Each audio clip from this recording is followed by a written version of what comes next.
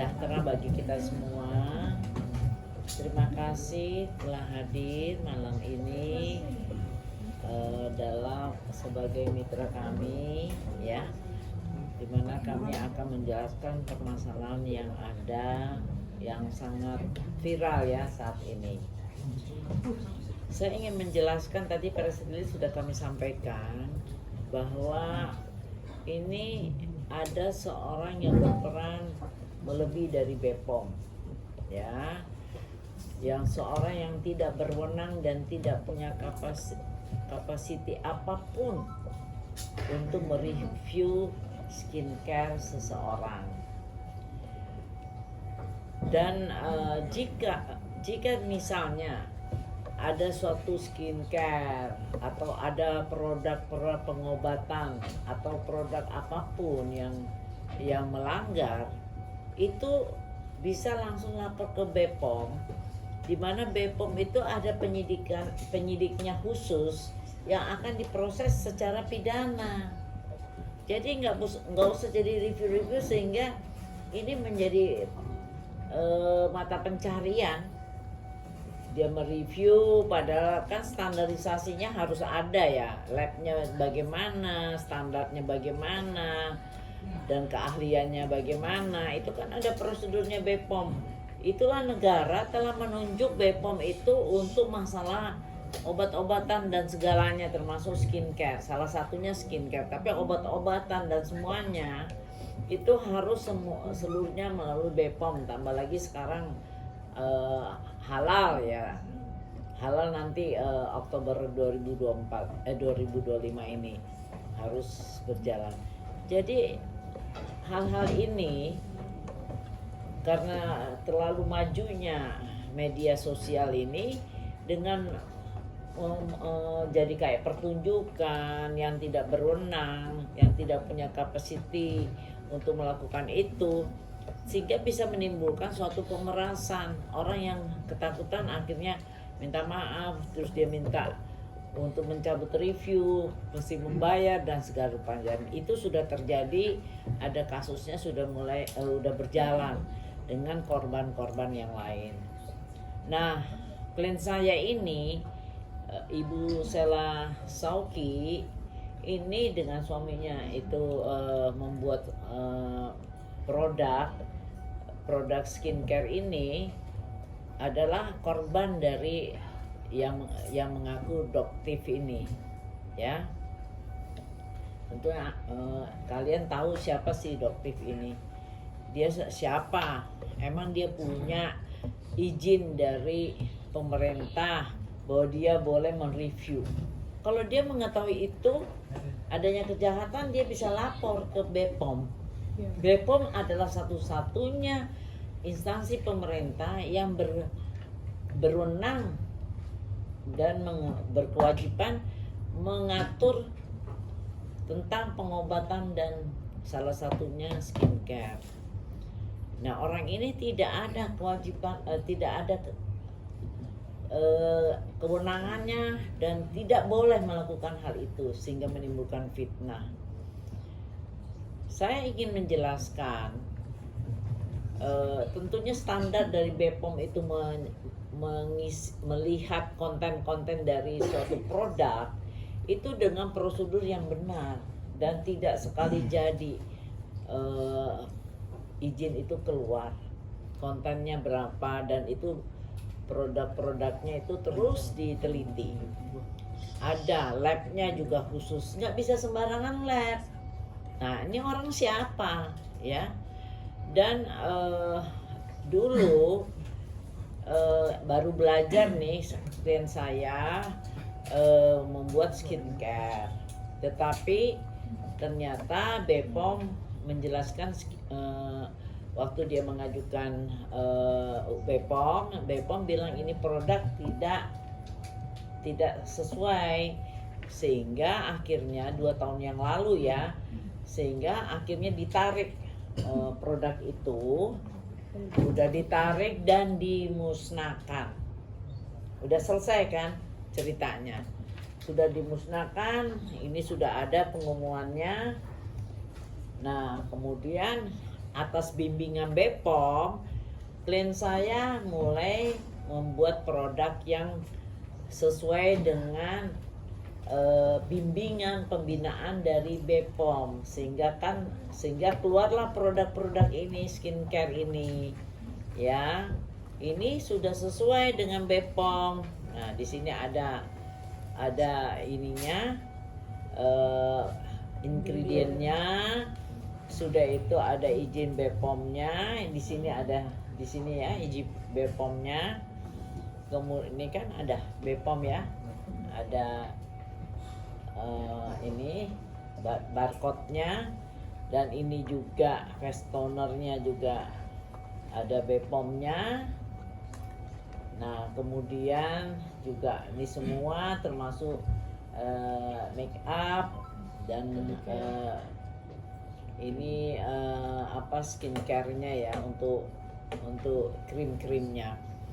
Nah, ini sudah resmi, tetapi Doktif ini telah melakukan manipulatif, yaitu kita nggak tahu, dia seolah-olah melakukan review seolah-olah itu produknya SS, produknya klien kami.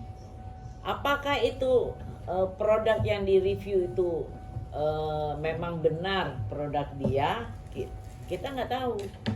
Yang ada BPOM-nya, apakah itu produk orang lain yang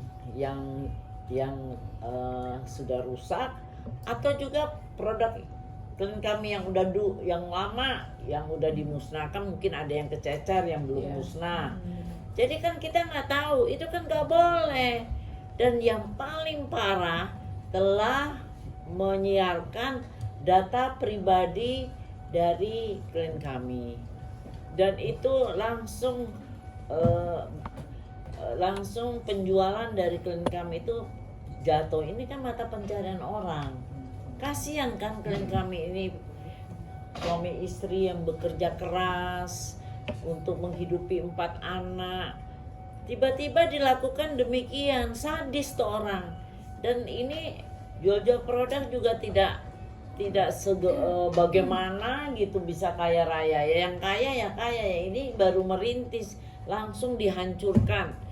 Dan ternyata dia juga memperbandingkan dengan produk orang lain, dan itu kelihatan memperbandingkan dengan produk lain, itu kan namanya persaingan curang ya. Dan jadi mohon maaf, klien saya demi menghidupi keluarga emosi, jadi waktu mereka mereview yang tidak benar, selain tidak punya capacity, juga dia datangi, itu yang kamu review itu produk apa, itu yang ditanyain. Nah, itu yang menjadi perang mulut, tapi tidak terjadi yang disebut persekusi apa segala rupa, tidak benar itu. Yang ada klien kami minta dia stop, jangan menyiarkan data pribadi, dan juga memberikan suatu keterangan yang tidak benar. Barang yang ada yang dia bilang dia tutup itu barang yang mana?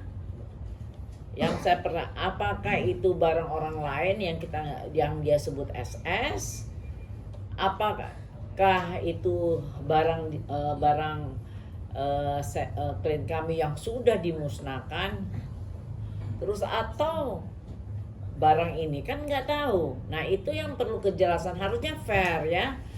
Dan kemudian dia itu juga terus-menerus menghajar, atau apa tujuannya, siapa yang membayar Doktif ini, dan dia bukan siapa-siapa untuk mereview ini.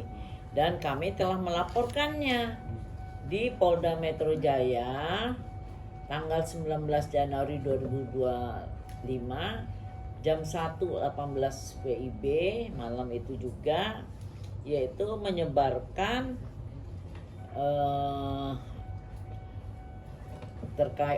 menyebarkan kejahatan terkait perlindungan data pribadi Undang-Undang Nomor 27 Tahun 2022 tentang perlindungan data pribadi sebagaimana dimaksud dalam pasal 67 dan atau pasal 48 junto pasal 32 Undang-Undang RI nomor 1 tahun 2024 dengan perubahannya Undang-Undang nomor 11 tahun 2008 tentang ITE yang terjadi di akunnya yang disebut pemilik akun TikTok dokter detektif.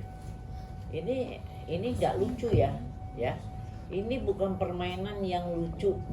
Ini permainan yang kriminal, yang jahat, yang merusak mata pencaharian orang lain. Dan ini sangat-sangat jahat. Dan mereka ternyata melakukan pemerasan kepada pemilik skincare, di mana dia berpegang pada pemilik skincare yang mana kita tidak tahu. Jadi karena itu ini harus ditumpas. Jadi jangan nggak lucu ini. Ini mematikan mata pencaharian orang lain. Sehingga kami akan memberantas hal-hal ini. Dan nanti polisi maupun BPOM pun saya minta untuk menumpas kelakuan si doktif ini. Demikian. Jadi kalau ada pertanyaan silakan. Ini mau lihat bahwa ini BPOM. Ini kan di sini barcode, tapi bisa lihat di sini data-datanya. Ya. Ada pertanyaan? Saya mungkin kemarin kan 2 kali datangi Polda. Itu nanti kan ada 2 laporan itu. Kayak adanya 2 laporan. Adanya laporan itu sebelumnya Assalamualaikum warahmatullahi wabarakatuh. Terima kasih teman-teman media udah datang. Semoga kita semua dalam keadaan sehat. Amin. Jadi kemarin waktu kita ke Polda khususnya untuk melaporkan kasusnya Doktip ini ya, karena saya memang sangat dirugikan. Yang kedua temannya juga di seputaran ini aja yang nggak bisa kita sebutkan namanya. Semuanya kita tidak sebutkan namanya. Satu Doktip, yang satu temannya. Itu aja. Mas Hel, boleh tahu statement apa yang dari Doktip yang bikin kalian merasa dirugikan? Yang sangat merasa dirugikan yang berkali-kali ya, karena Doktip ini menurut aku sekarang itu udah di titik tidak wajar ya. Awalnya itu dia menyerangnya itu bukan hanya dari sisi skincare aja, dari personal, dari travel udah, skincare udah, terus sekarang beralih ke fashion. Dari segala sisi dia udah menyerang. Menurut aku ini sudah nggak wajar lagi ya, karena mungkin teman-teman media nggak tahu kalau dulunya saya menghubungi dia duluan untuk meminta maaf, untuk tabayun kalau saya ada banyak salah, saya minta maaf sebesar-besarnya. Pokoknya kita komunikasi terus, pokoknya apa yang Doktip minta itu saya lakukan. Katanya jangan jual barang ini, jangan saya jual, jangan jual ini, jangan ini.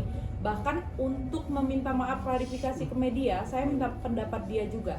Saya minta, Dok gimana kalau saya melakukan klarifikasi permintaan maaf. Dia bilang, jangan dulu, ini lagi panas. Oke, saya nggak lakukan.